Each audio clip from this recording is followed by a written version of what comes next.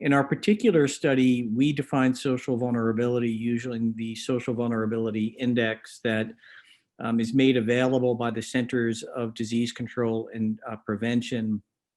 And it's a composite metric that really measures resiliency within a community when it's stressed by external pressures and stresses.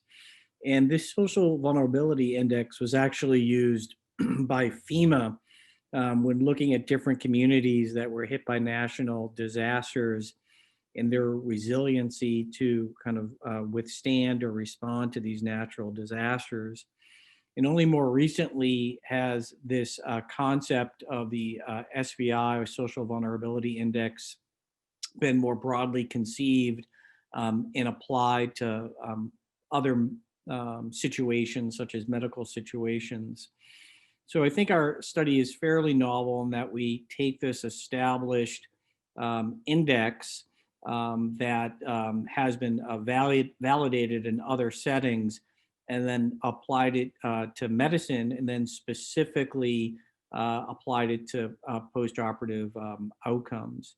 I think that traditionally we've been focused on disease specific factors such as how big your tumor may be or where it's located, and then we've been focused on hospital specific factors such as the volume of cases maybe done at a specific hospital, the nurse to patient ratio at a specific hospital, whether that hospital has magnet status or not.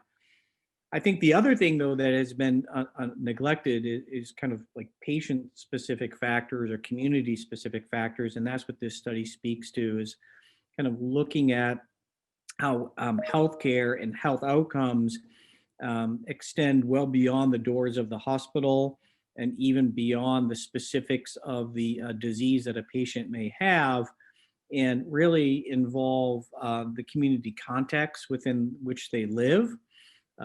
Because different communities that have different levels of social vulnerability may impact in both the presentation of disease. So, in more vulnerable communities, patients may present later in the course of their disease, and that may kind of forebode a worse outcome post-operatively because they've already entered into the system at a later stage with more advanced disease.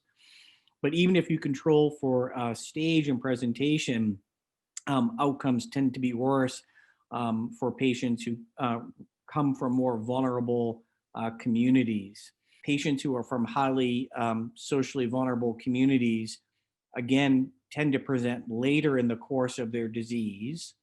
They also tend to present to hospitals that are less compliant with national guidelines with care.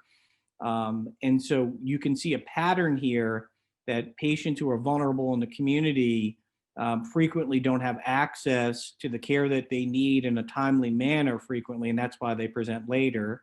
And the access to the care that they do have is perhaps not always at the same level of quality vis-a-vis guideline compliance and or meeting high volume kind of criteria as patients who are from very low vulnerability communities who have more resources to access different hospitals of their choosing because they have more financial wherewithal and greater access perhaps to transportation to go to various hospitals of their choosing. This is more of a broad conceptual model for providers to realize that when they do see that individual patient, they need to be thinking about social determinants of health and community vulnerability.